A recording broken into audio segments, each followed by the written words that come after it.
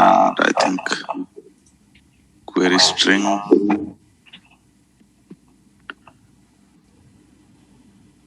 Yeah, we have query string as well. So next we'll see what is hidden field, how to use it. So hidden field is to keep the data and transport the data in the same page from one event to another event. You can say that, like for example, on the load of the page, I want to assign the data. On the click of the button, I want to use this data. Just see, this New Delhi is assigned in the button click itself. Imagine this New Delhi, I want to assign it somewhere here in the page load, and I want to access that in the button click. Okay, so one event function to another event function. Then we have to go for hidden field. So let me assign here. First of all, you have to design the hidden field. There is a control. So go to login page. In ASPX, inside the form tag, you can define a hidden field. It will be like this: input type equal to hidden, ID equal to something, say HD country.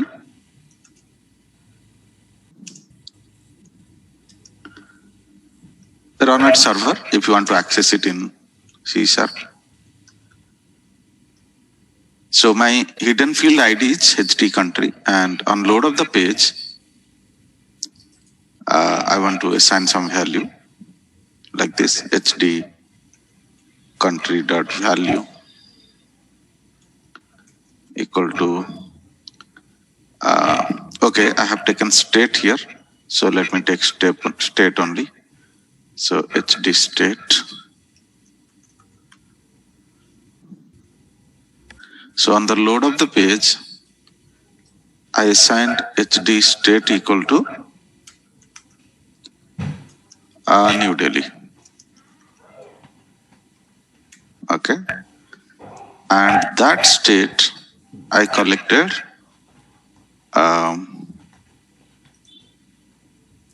here in the button click. Okay, so in one event function we plugged it, and another event function we collected it. Then as usual it will supply it to the second page. So let's run it.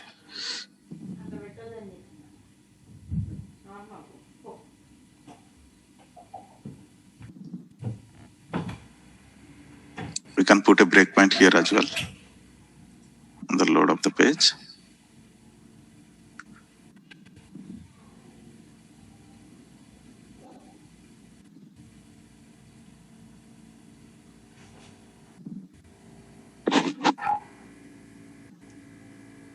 So it stores the data in browser level only. So New Delhi I stored in hidden field, then continued. If you will see page source, you can see that hidden field will be somewhere, line number 20. Okay, so that New Delhi plugged into one hidden field control as a dot value. You can see dot value equal to New Delhi means it will add a value property and add the New Delhi there. Then you click submit button. When it came to submit button, click.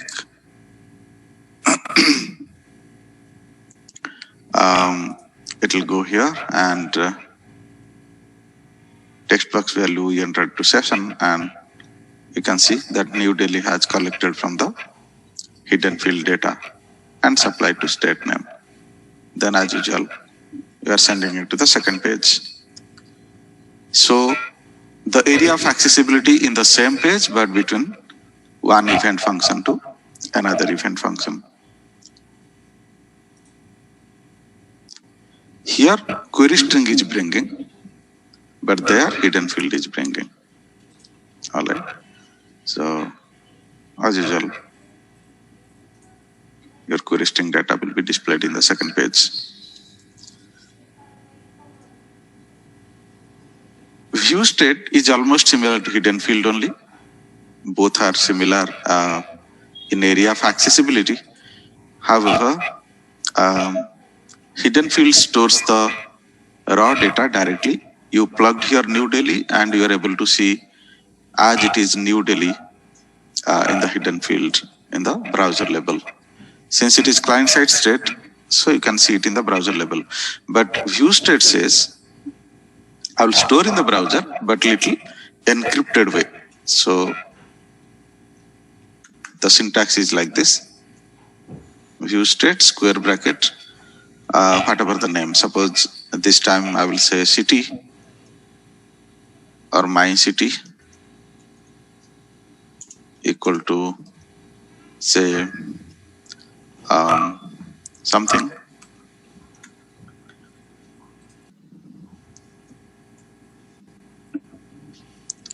Or you can store here Delhi as the state, and here I will say New Delhi as the city. So both are similar in the area of accessibility. Storage also both are doing in the client side, but dissimilarities, this will be storing the raw data as it is. This will store the encrypted data. So we don't do anything, automatically this will encrypt this New Delhi and keep it in the browser. So that if you want, you can collect it in the another button click event or so. So here I can come and say string city equal to view state of my city.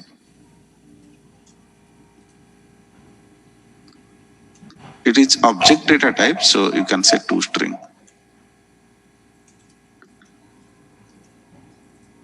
Okay, left side variable string, so you can say toString.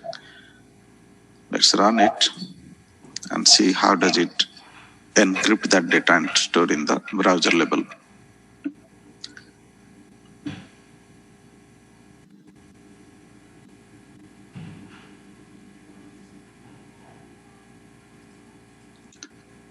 So on load of the page, I stored view state of my city equal to New Delhi.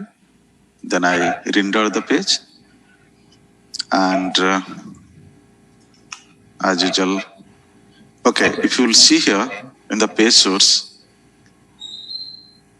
you can see just before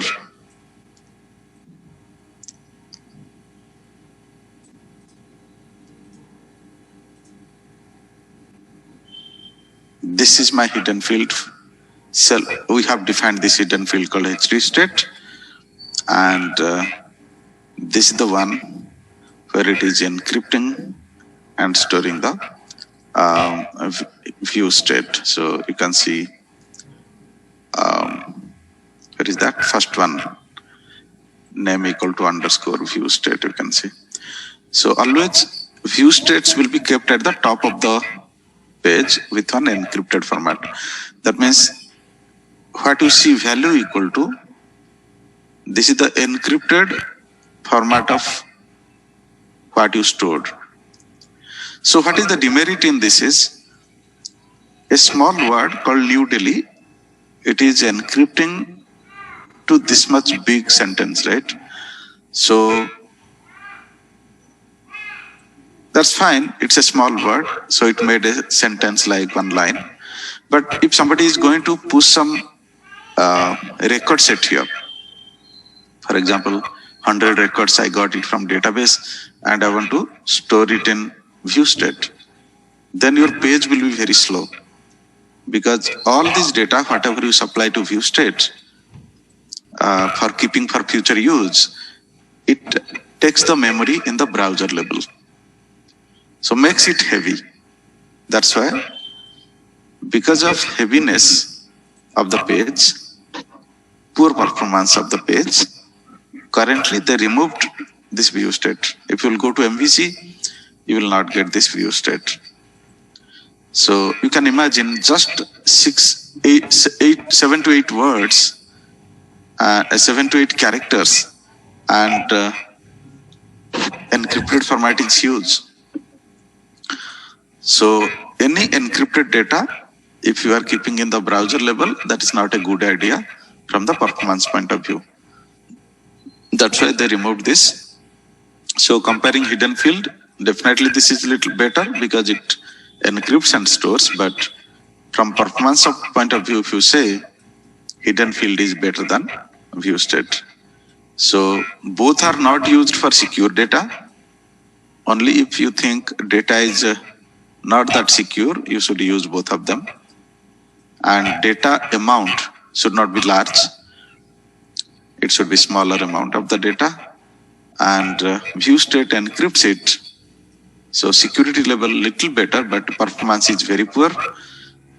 But hidden field, very insecure, because as it is the data you can see in the front end, in the page source browser, but takes little less space because it doesn't encrypt the data. So these are the comparison and contrast. And area of use is in the same page. It cannot be used in other page. In the same page, you have lot of event functions like this.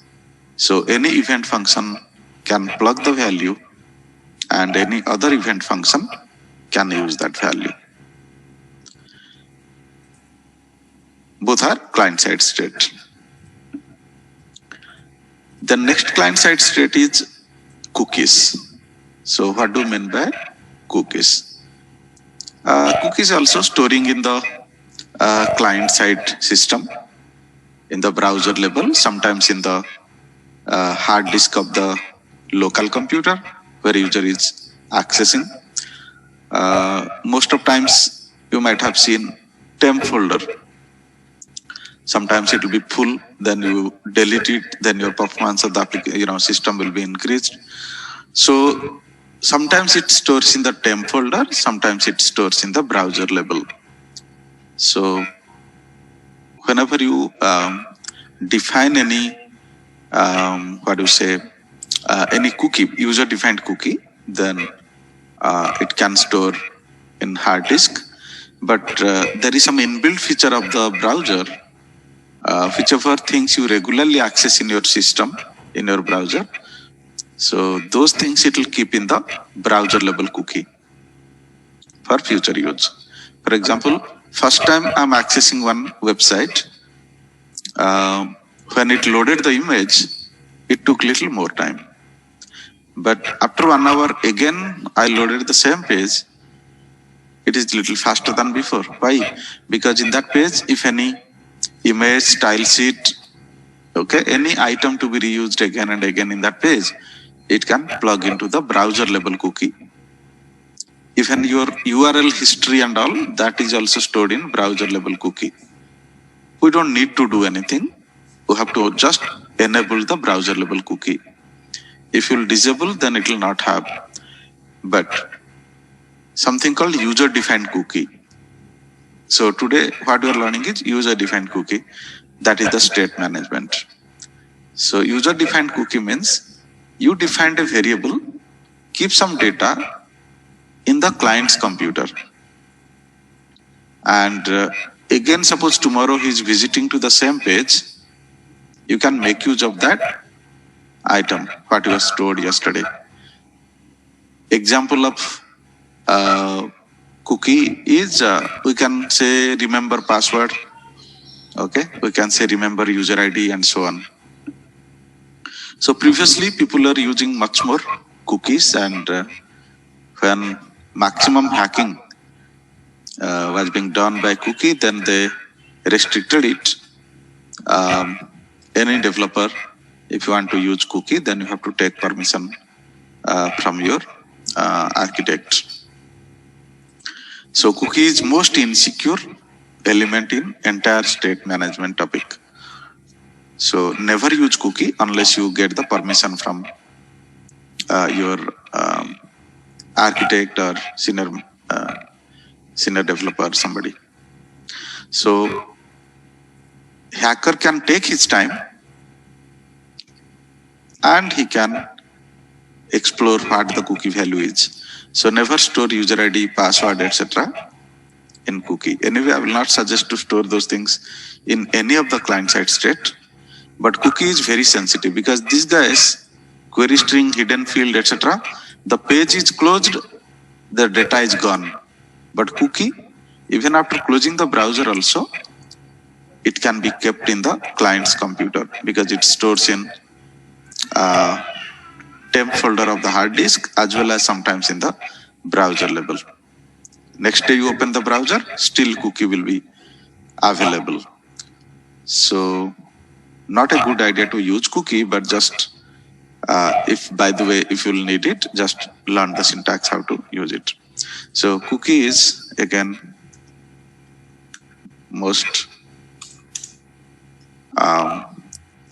expensive client-side state, which is performance point of view also bad and security point also bad. Performance point of view, not that bad how much it is bad in security. Because if performance point of view, little we are getting heaviness in browser level, but in other words, we are recovering that not to go to server and collect.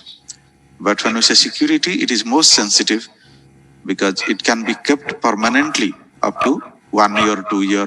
It's up to your wish. You can say, okay, define a cookie and please keep it for 1 year in the client's browser or client's system. As long as user is not manually going and cleaning the history or cleaning the cookies, till then that cookie will be available.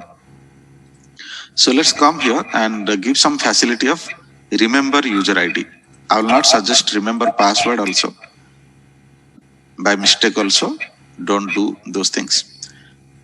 So previously very much people started using remember password and all that, but nowadays if you'll see financial sites or net banking, etc., they have not applied that facility. But if somebody asks you remember password or remember user ID in the same browser, same computer, then how to do that. So come here. What I will do is on click of the button, I will store the cookie, and on the load of the page, I will try to collect the cookie. So I will not go for remember password, I will go for remember user ID at least. If somebody came to know my user ID also, not a big deal. So here you come and say response dot cookies. First square bracket, this is cookie object. Suppose cookie object is my cookie. Inside this object, second square bracket is cookie variable. Suppose my variable is my user ID. Okay. You have to give two square bracket. First square bracket is object name, second square bracket is variable name inside that object. Equal to, I will say txt user ID dot text. That means collect the user ID and please store into one cookie. So where this my cookie object will be defined? In the temp directory of the client system. You cannot come to know where it is storing, but somewhere it will store in the client system. Okay. So it's not that insecure that somebody can see this variable in the temp directory. Little secure definitely. But if hacker has a lot of time, they can spend even 6 months to hack your secret information. So not a good idea. Now if you want to give the expiry time, which is optional, you can give dot expire equal to whatever the expiry time. I will say date time dot now dot add seconds. Usually in real time, nobody will do add seconds. They will say add year or something. Add days, add years, add hours. Okay. So these are all possible.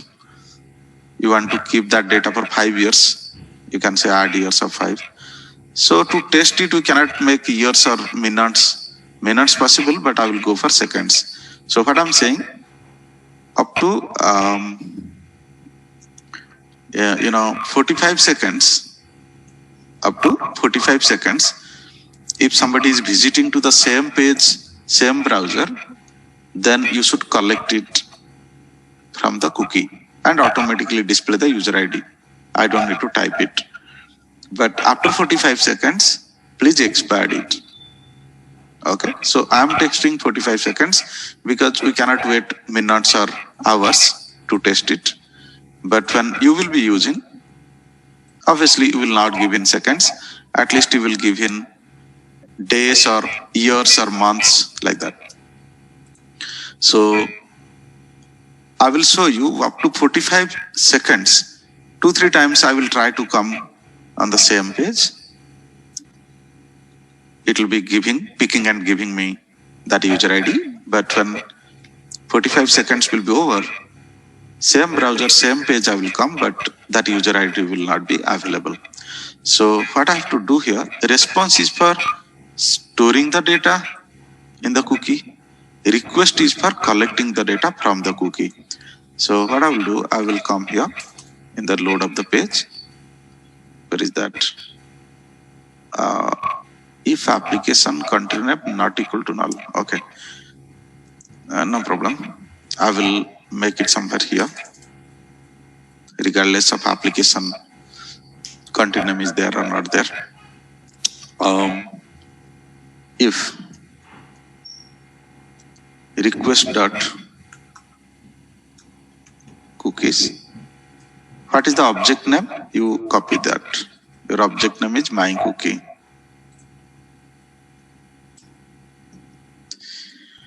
If request dot cookies of this not equal to null,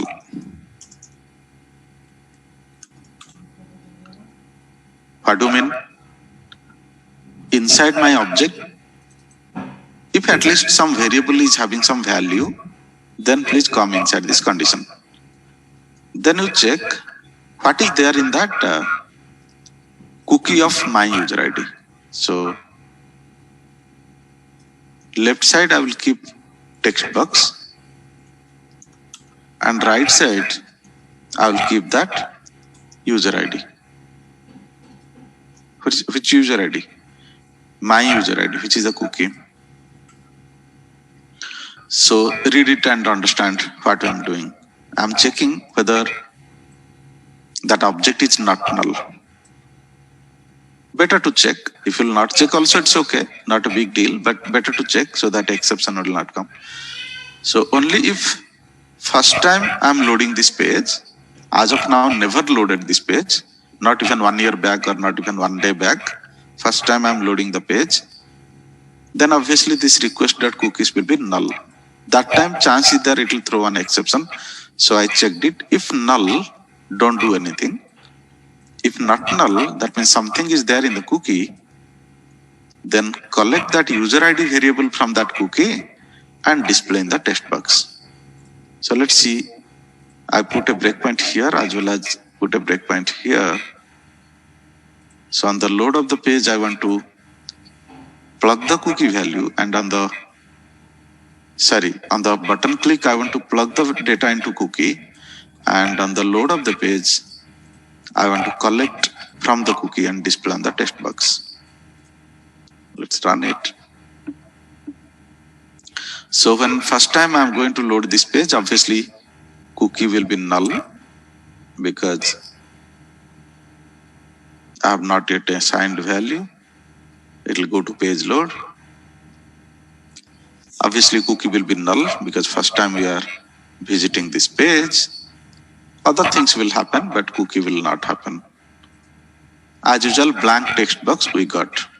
Then I typed my text box value, whatever, something like ABCD 1 2 3 4 5. All right. Password, give something.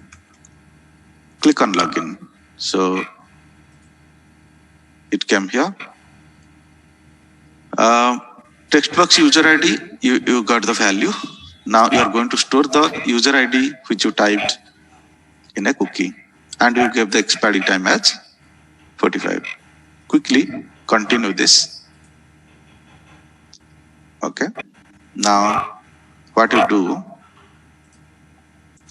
In fact, I could have commented this because we have nothing to do with second page. Cookie will be available in the same page. So now what I will do, I will again load this page.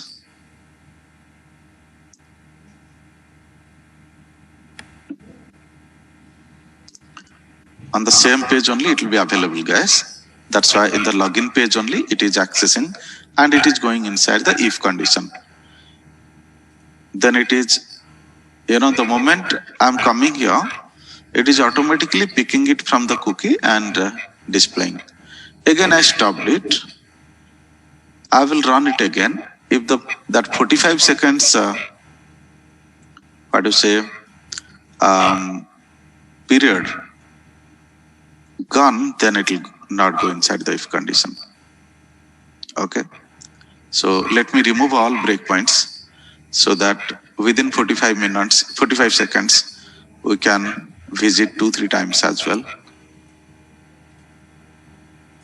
So that you can say up to 45 seconds, since I have given the expiry time, it is keeping that data up to 45 seconds. So let me comment this line, response.redirect, so that it will not take much time to come back to the same page again.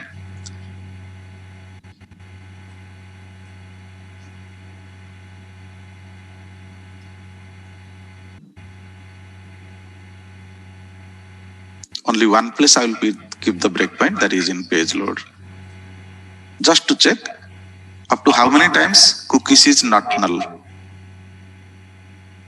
So first time loaded the page. This is the page. Cookie is null. I gave some cookie XYZ1234, which is my user ID, and then click on login. That means on click of login, definitely it might have assigned that XYZ123 in the cookie. This time it came and cookie assigned. Now what I'm doing, I'm closing this. Okay. Within 45 seconds, again I'm visiting to same page. Same browser, same page. That is more important. So you can expect it will come inside because cookie is not null. Again I'm stopping it. And again, I will visit to the same page.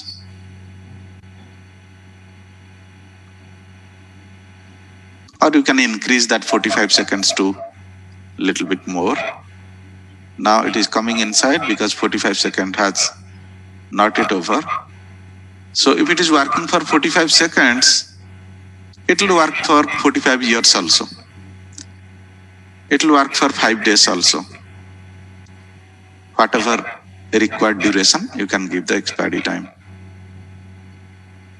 This time, I believe it should be more than 45 seconds. You can see it didn't go inside. So this is the technique. Remember user ID, remember password. Those things can be applied using cookies, but never use it unless you get the permission from your seniors. Okay. So maximum hacking in IT industry is done through cookies. Maximum through cookies. Second maximum is through SQL injection. So these are some areas, sensitive areas. You have to use it if necessary, but carefully. Make sure you have discussed with your team that, okay, if somebody will get this data also, we don't bother. Because cookie will be permanently stored up to that much duration in the client's computer. So he has sufficient time to explore on that and, hack your data. Very, very sensitive. Okay, so these are all client-side states. Overall, idea is never go for client-side state unless you are dead sure that I don't bother if somebody will get my data. And the amount of the data should not be much more. It should be small because security point of view, you can say that I don't care. But performance point of view, you cannot say I don't care. Because user cares, that matters. Performance of the page, user cares. So never use large amount of the data in the client side. Okay, any question? So session application is from server side, and other things what we learn is from client side. So you understood all the use syntax as well as contrast between them, when to use this, when to use that. Any question, guys? Before proceeding to next topic.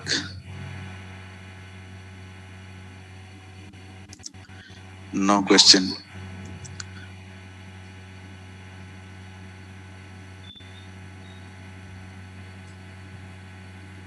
Okay, so today's next topic is we will be starting MVC, introduction to MVC. As of now, we learned many things in web form. In fact, I have thought about 25% knowledge we will have in web form, but almost 50% knowledge we got in web form, because couple of things which is common in both environment, that also we discussed in web form. So if necessary, you can even develop a project using web form with this much knowledge, up to my understanding. So when we will be doing project in MVC, if by chance anybody from you is already working in web form, what we can plan is that project you can plan in both the approaches if necessary. But for those who are not having any much dependency, I will suggest don't make project in web form, don't waste your time. No more available in industry nowadays. Microsoft also has stopped it. But only if your company is forcing old architecture, old technology, then you need some knowledge. For the sake of that, I taught you this much in web form. Today onwards, MVC, you have to give little more focus, more practice, that to same day practice. So what is contrast between web form and MVC? First, let's understand web form versus MVC. This is just an approach. Technology is same only, .NET only, just on approach difference, you can say. Architectural and patterns and practices level, little different. Facilities, performance, user friendliness, security. So some areas are there where we are getting better. So first thing here is tightly coupled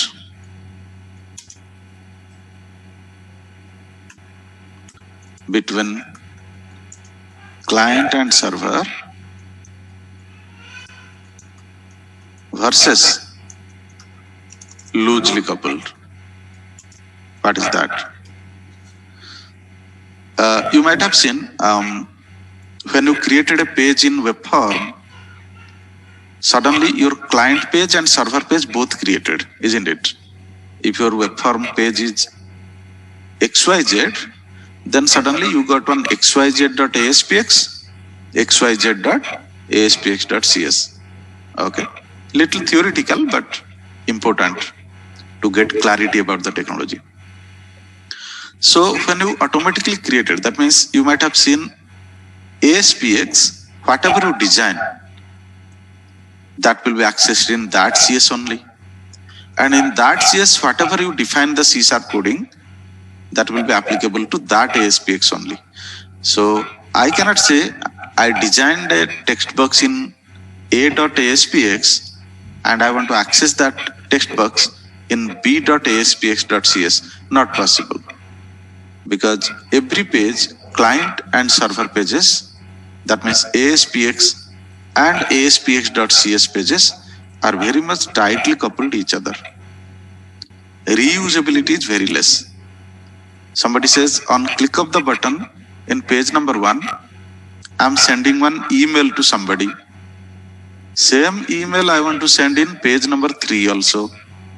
Can I use that function which is defined in page number 1? but your technology will say, no, you cannot. Because the moment you went to page number 3, your page number 1 is completely expired. So those data is no more available. If you want to send some data, there is state management, you can transfer it, but functionality, you cannot use it. You cannot call button_click of page number 1 in button_click of page number 2 or 3. Not possible. That is called tightly coupled between client page and the server page. But here in MVC, they say, we will be giving you a server related coding page called controller. Out of this MVC, I will tell you, M is for model. We will see what is that, all that, and what is C. M, V for view, and C for controller.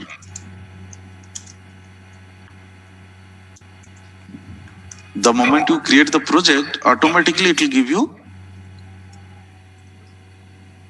these 3 folders inside the solution.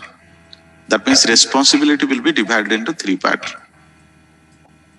We will be seeing what is those responsibility. But first let's understand why MVC, why not web form. So tightly coupled between client and server page versus loosely coupled. So what is the benefit of loosely coupled? That means if all server coding is available in controller and client coding is available in view, one view can be used by many controllers. One controller can be used by many views. But that is not possible here. One ASPX cannot be used by many ASPX.cs, and one ASPX.cs cannot be used by many ASPX. That is called reusability. In a single word, if you want to represent this feature, you can say reusability more in MVC. Make sense? Send mail I read in page 1 button click. Again, I am doing similar thing in page 2 button click. Why should I do that? Why not? I will keep it somewhere and reuse it in first page button click also, second page button click also. That is called controller. So practically we will be seeing how to do that, but theoretically let's understand the contrast. Second, page lifecycle versus no page lifecycle. So later on what I am writing, that is for MVC. First what I am writing, that is for web form. That's why I said web form versus MVC. So what is this page lifecycle all about and why it is bad? Okay, so whenever you are clicking a button, you might have seen it is unnecessarily going to page load again. Why? Because there is a sequence of functionality available in the web form. Okay, pre-init, init complete, pre-render, render, page load, then save states, then render complete, page unload, and so on. So there are some bunch of functions like this available. Regardless of whether your operation is small or big, definitely your execution of the page will execute all these functionalities which is inbuilt inside the .NET framework. So that takes 70% of your time. How much actually required for page rendering? Your idea is I wrote www.abcd.com/inbox, enter, or let's say home, enter. Intention is it should take me to the home page. So simply go to home page and bring it and display it on the browser. Why some 12 functions you will visit and check that whether anything is there. So that takes around 70% of our execution time of the page. Why? Why that is required? Because of this tightly coupled functionality. As a side effect of that tightly coupled functionality. So tightly coupled functionality means whatever their functionalities button click, page load, pre-render, render, pre-init, init, all those things has to be internally executed. Even the coding is blank. We have not used any coding. So that takes more time unnecessarily. Now, loosely coupled technology, MVC said, you don't need to bother. You have only one target function. You have some control. You click the button, go to so and so function. No need to unnecessarily visit so many page lifecycle functionality. That is unnecessarily killing your execution time. So, as a result, what we are getting here? Better performance. Don't you think so? Unnecessarily, some 11 to 12 functionality, it is not going to execute. But webform cannot help it. So this is in fact, I will say, most important difference for which they rejected webform and they adopted MVC. After that, many more additional things came as advantage. That is different story. Server side controls. Server side controls versus client side controls. See, you are writing ASP colon drop down or ASP colon grid view. Okay? You are writing ASP colon grid view and you are asking your IIS. I'm not typing fully, I'm just putting dot dot. So you are asking your IIS that please translate this server control to HTML table, right? Server control grid view to HTML control table. Who is doing that? IIS, Internet Information Services. When you install Visual Studio, internally it maintains something called IIS Express. But when you deploy it in some server, you need to install this software in that server wherever you want to deploy. Somehow this software called IIS, which is called web server, that is translating our server control to HTML control. Then only our browser is able to understand. Otherwise, browser doesn't understand what do you mean by ASP colon grid view, what do you mean by ASP colon drop down, what do you mean by ASP colon text box. Browser doesn't understand unless it is being translated by your web server. So definitely it will take some time, right, to translate it. But MVC says, you don't need to use all these things. You directly use that control which your IIS is translating to HTML control directly. They have given a big library for HTML controls. We will learning that in MVC. That is called HTML controls. Okay. Helper classes in C# library. Directly it will give you the HTML control only. Input type equal to text, input type equal to button, input type equal to select. So like that it will give you instead of giving run at server, run at server, run at server. Okay. So if control itself is in client side, then rendering is faster than that of web form. So I must say here in this point, rendering is faster. Rendering means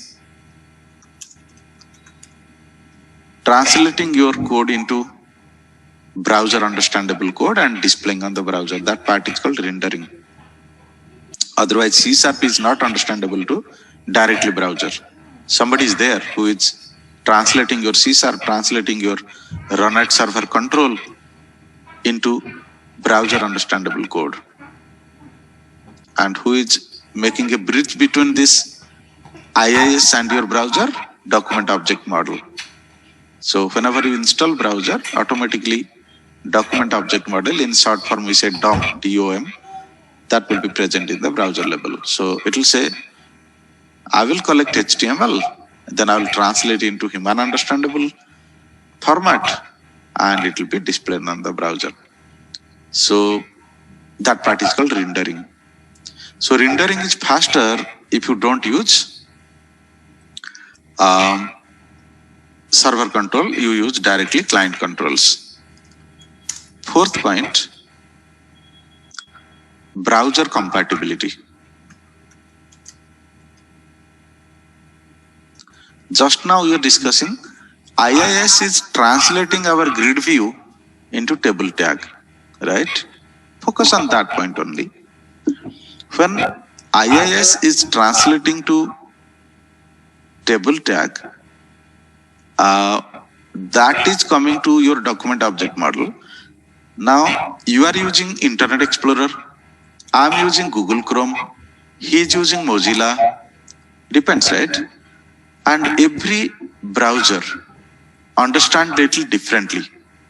Same table, but browser will, I may understand it is TABLE, table tag table, and Mozilla may translate it into document object model of Mozilla, may be translating into deep tag. Chrome may be translating into span tag, and so on. Look and feel will be similar, but not exactly same. Why? Because suppose you might have applied some style sheet. Okay, there is something called style sheet. So if you might have applied some style sheet, cascading style sheet, you are expecting that my grid view will be translated into TABLE, table.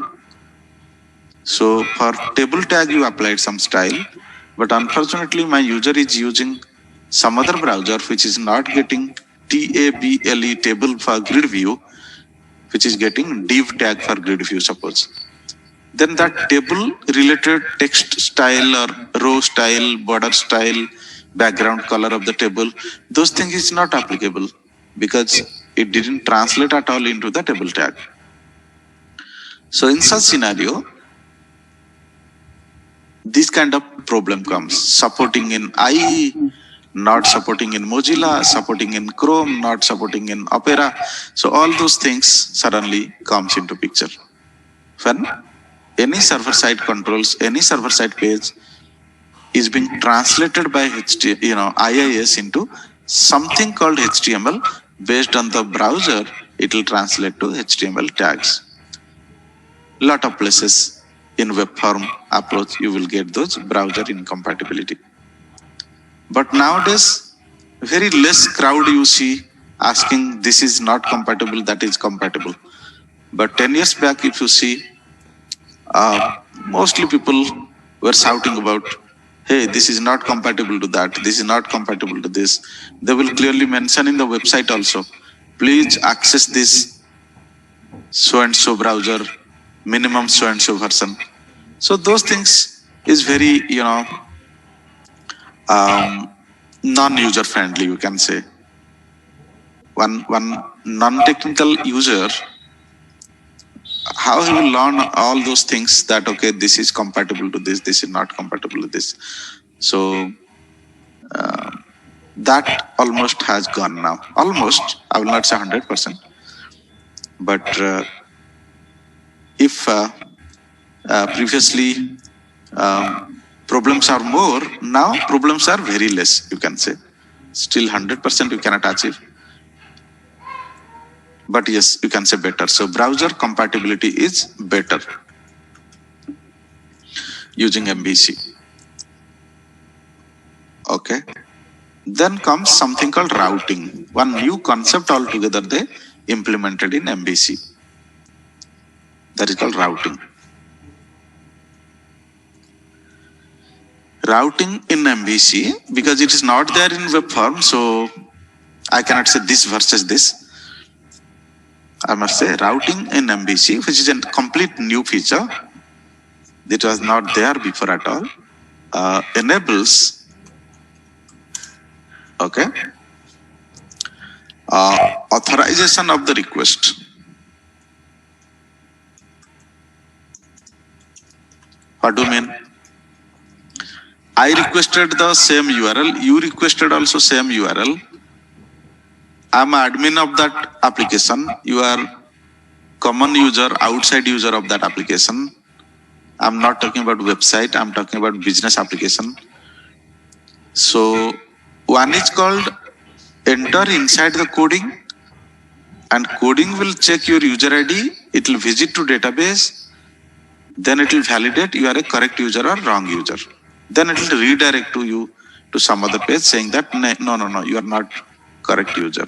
One is that, which is also done by web form, old approach. But another is not letting to go inside the coding area. There is another outer layer called routing. Okay, so imagine your code is present here. Imagine your code is present here. Your routing is present somewhere here. That means your routing is protecting your code, saying that if your request is coming like this, if your request is coming like this, I will check the URL and check the authority.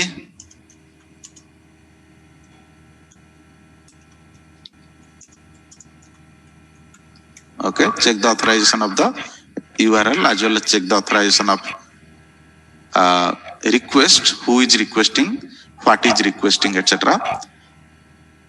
And if not a valid request, either that guy is not valid or that page what he is mentioning is illegal, not to give the accessibility. In any case, if it is an unauthorized request, then it will not let you to go inside that. Code, request will not touch the code.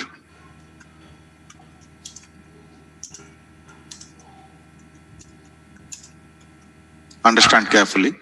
So previously also we are able to give this, but what it was doing, this layer, outer layer was not there. Your request was directly hitting to your code area. Inside code, manually you are taking care. What is the current user ID? Go to database, collect it, so and so things. That means there is one square bracket authorized attribute came into picture here, along with something called routing.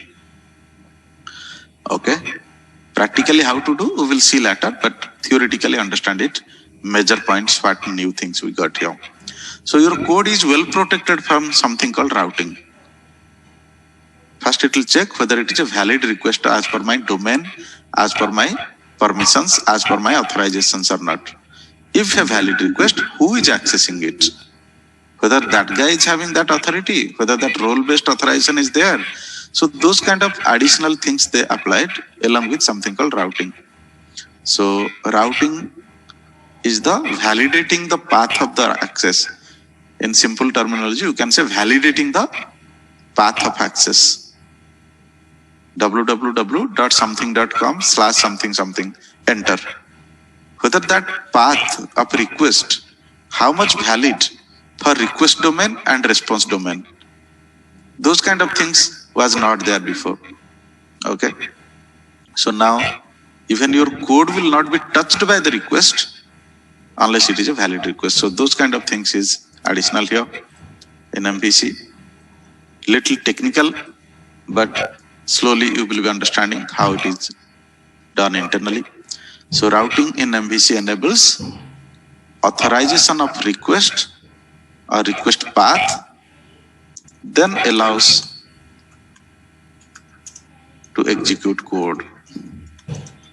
All right, that was not present there.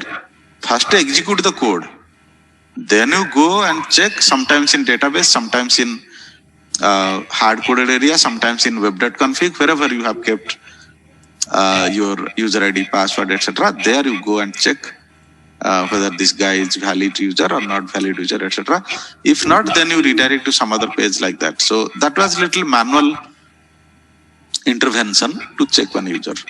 So even hackers are mostly welcome inside the application to the code base. After that, as per our coding standard, we are redirecting to them some other area, or we have still used SQL injection. We have not taken care of those things, and he's able to execute our code and inject something. That was the problem that time. But now what? Forget about injection. You will not be allowed inside the code also. So that outer layer is for protection of the request path and versus the user. So that is called routing, which is new. Sixth thing is view state, which is a state variable, state management data removed. And view data, view bag,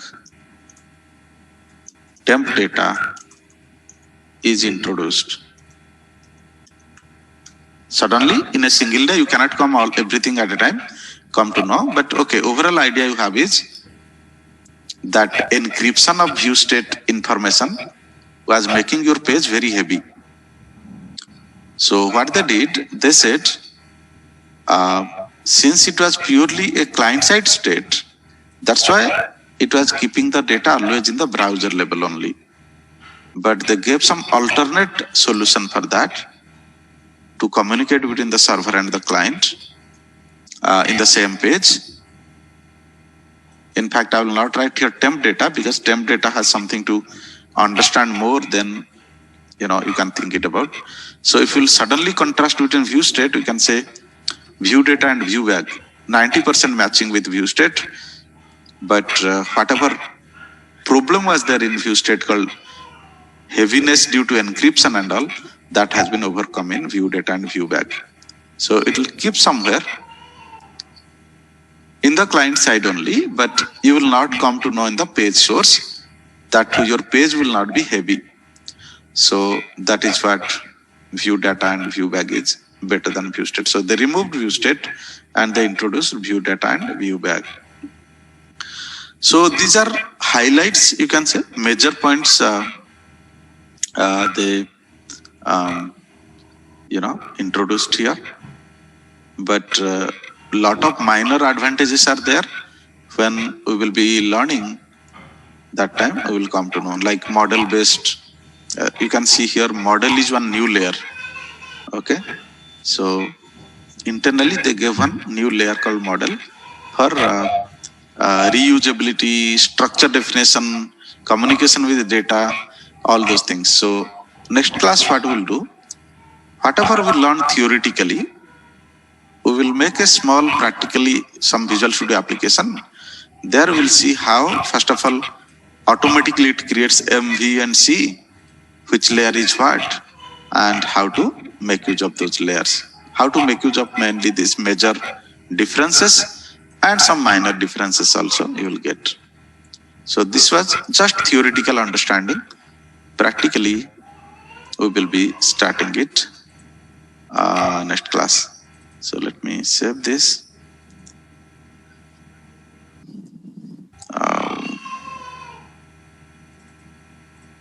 MVC intro. So